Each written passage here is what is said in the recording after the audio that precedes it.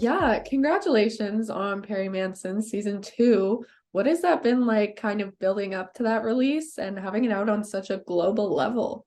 Working on it, it felt like Casablanca because like it was always ever changing constantly. So we never really knew where the story was going, what was gonna happen with our characters. So it was always just kind of like very close to the vest.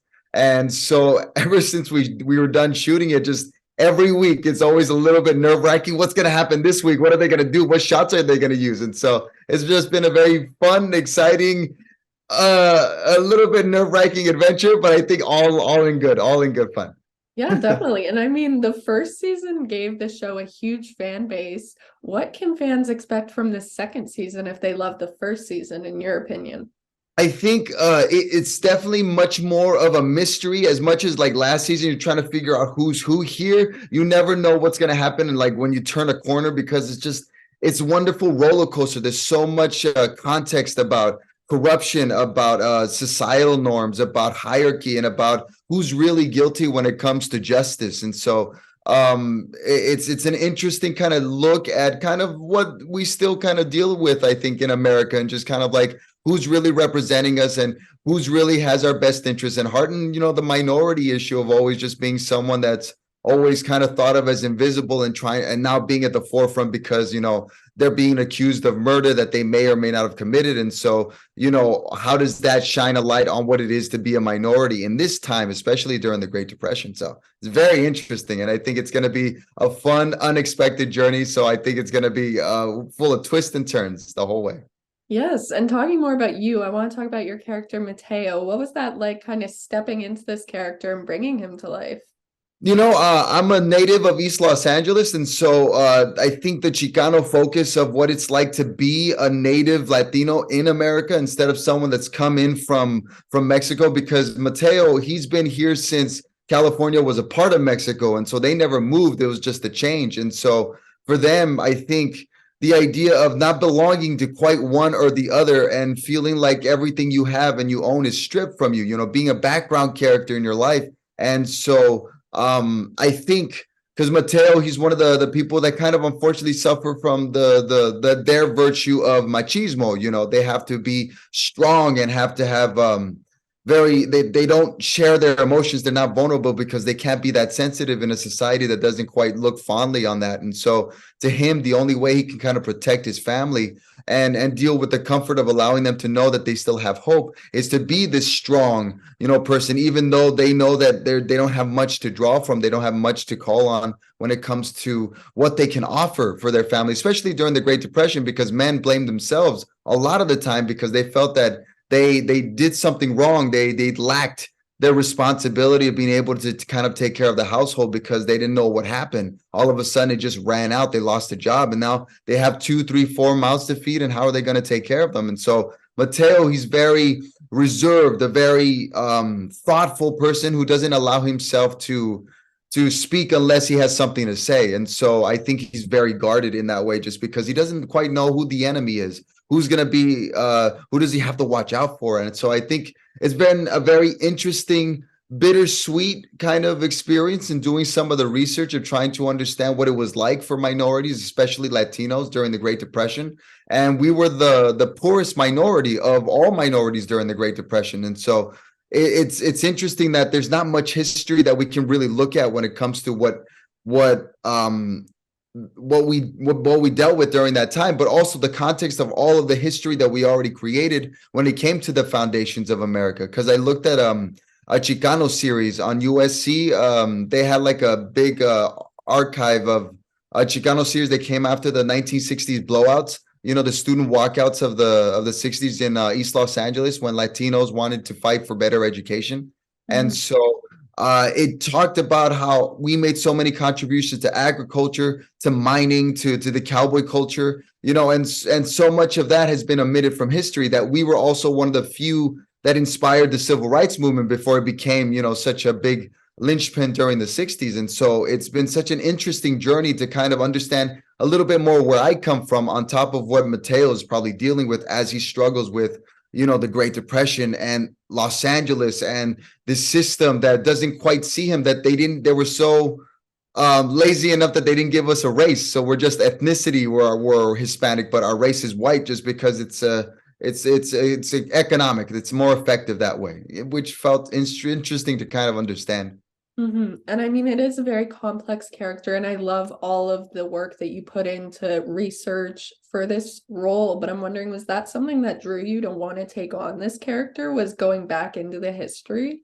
I think what it always does for me is that it helps me understand so much about where I come from, because a lot of the time, like, I don't even know who I am, because being a Latino, you're Native American, you're Spanish, you're English, you're a mixture of everyone. And so where do you lie? How does your language identify yourself, and how do your roots and where you come from help motivate, or help at least give you purpose in standing on your own and having a voice to speak from? And so I think it's just allowed me to strengthen what I am, because I think a lot of people like, well, I'm not Latino enough because I either don't speak the language or I don't come from those roots. And I think just because you're Latino, that is the Latino experience. Whatever it is that you live through is a different lens, a different focus on what it's like to be a Latino in America, and then what it's like to have a voice or not to have a voice and try to deal with the opportunities or the obstacles that come your way that you try to take advantage of or supersede. And so it's been a very empowering, educational, challenging, and sometimes thought-provoking experience. But I think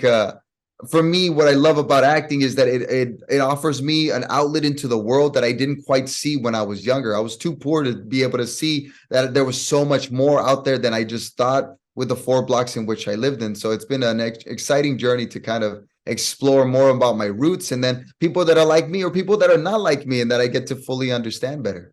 And there are a lot of talented people on this cast with you, but I'm wondering, do you have a favorite moment or memory from your time on this set?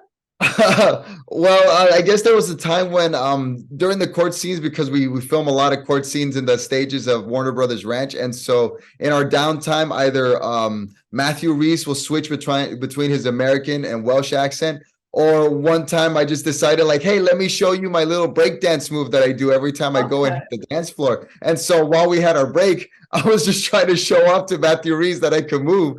And so, like, those little things like that are just trying to motivate the background and just like letting them know, hey, thank you. You guys are waiting forever and dealing with all these like different shots and takes. And so thank you for your resolve and your resilience and your patience. And so I think all of it was just such a wonderful experience of knowing that as much as it's a challenge, it shouldn't be so hard that you can't enjoy the journey regardless. The fact that we get to do this during the time of COVID, because, we had to take tests and all that, I think just allowed everybody to kind of have a respite in knowing that, yeah, life is tough out there, but at least in this moment, we can kind of enjoy the fact that we get to come together and make something exciting. Yeah, definitely. And if you personally could describe this season in 3 words, what would they be? Ooh, intense, surprising, and tender. Okay.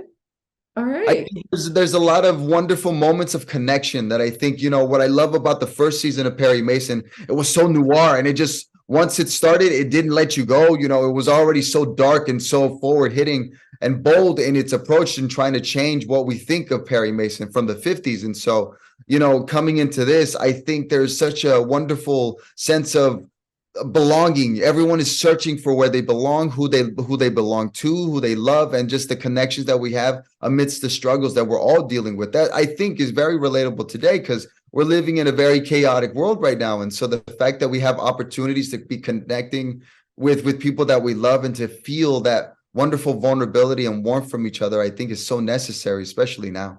100%. And I mean, my last question for you, I know this release is exciting, but do you have any future projects that you could hint at or talk about? Well, right now I have the pleasure of working on a theater project, The Tempest at Antilles Theater Company in Glendale, and so that'll be starting rehearsals in May. I just finished directing a play in 2 languages, a classic from Sor Juana Inés de la Cruz, from the Spanish golden age of like classic Spanish literature. And so I've been thankfully busy, and so everything is kind of up in the air. I have readings and I have a lot of development stuff that's in the works, and so hopefully some new exciting stuff to come along soon. I mean, as long as you're keeping busy and enjoying life.